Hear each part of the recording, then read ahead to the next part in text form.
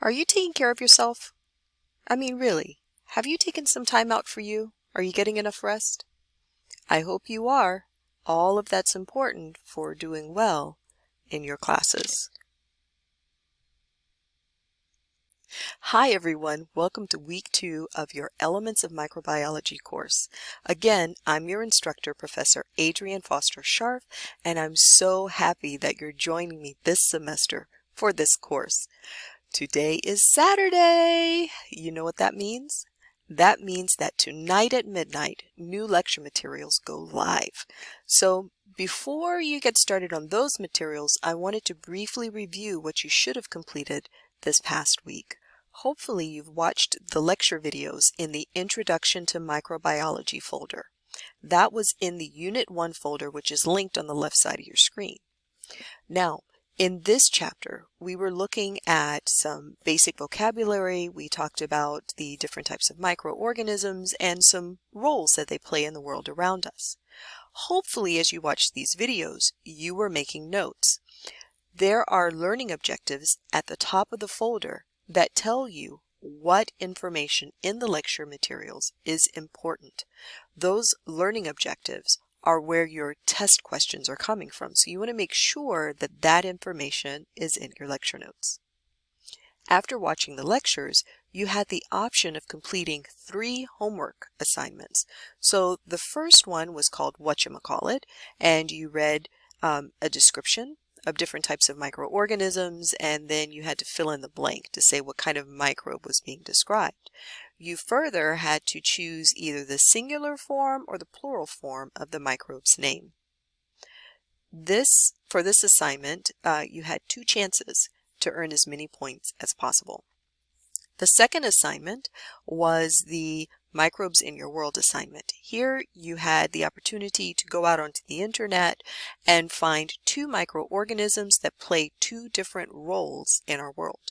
So for example, if you were talking about a bacterium that's part of the gut that helps control our mental health, then the other microorganism that you wrote a summary on should not be related to human health. It should be maybe some microbe that is involved in bioremediation, or maybe a alga that's used as a food source or for making biodiesel. It's completely up to you. But you had to write 2 summaries. Make sure you include a bibliography if you choose that assignment. And the third assignment was one of my personal favorites for this class. It was the extremely bloody and unimaginably gross history of surgery. In this assignment, you listened to a podcast and watched a video that talked about the role of surgeons in society about 100 years ago. And you make some comparisons between how surgery was performed then versus now. So I really love this assignment. I find medical history to be incredibly interesting. I hope that if you choose to do this assignment, you'll enjoy it as well. In the lab, you had 2 folders worth of material to view and complete. The first folder was on the lab rules. So here we talked about how to don and doff your personal protective equipment. We talked about what types of procedures you do when you enter the microbiology lab.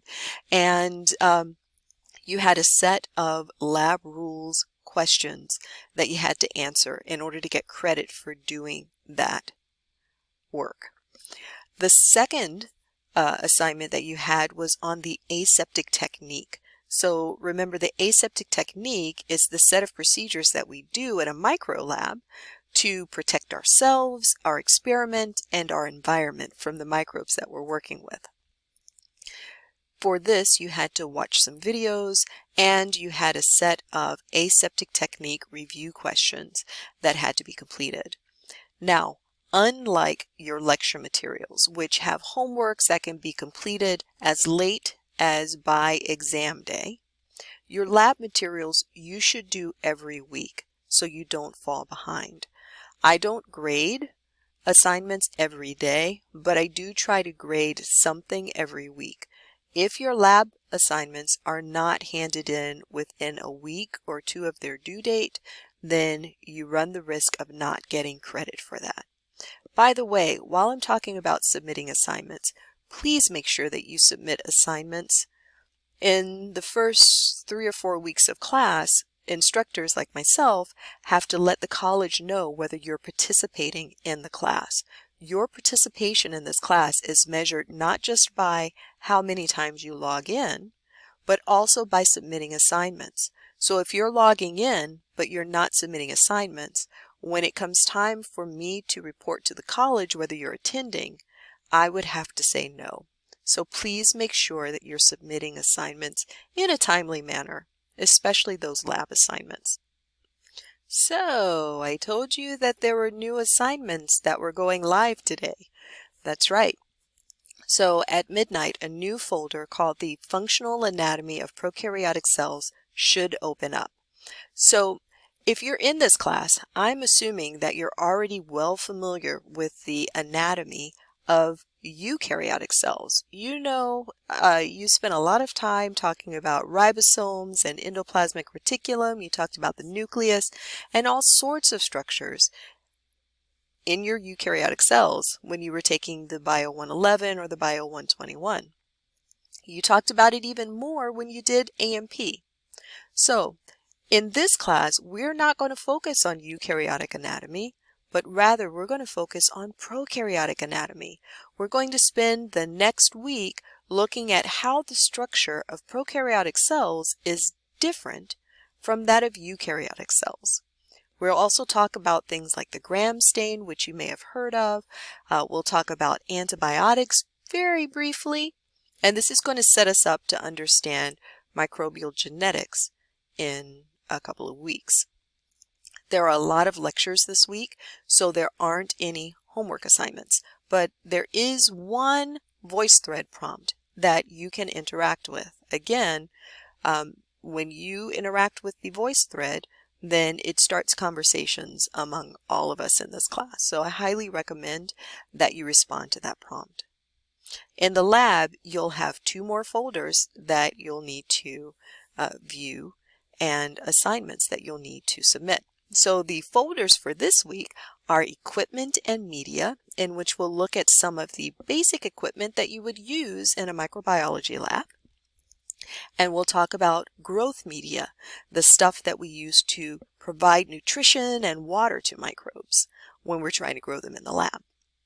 We'll also look at the pure culture lab. So in the pure culture lab, we're going to look at more techniques for transferring microorganisms and separating them in a microbiology lab. And we're going to do all of this with aseptic technique in mind. So you'll want to watch the videos and then answer the review questions that are at the end or at the bottom of the list of items in that folder. If you have any questions about any of the materials for this week, any of the lecture from last week, please don't hesitate to send me an text or an email. You can drop by office hours to ask your question. By the way, did you know that every Tuesday your office hour is devoted to microbiology? That's right. I especially want my micro students to come in between 2:30 and 3:30 to talk about micro. Here you can get your questions asked. I'll prepare questions to bring, so if you show up, then we can do some review. I'll also sometimes talk about some microbiology related report that's in the news. So it's worth coming to if you have the time. Okay? All right, I'll leave you to it. Good luck with your materials this week, and I'm here to support your success. Bye now!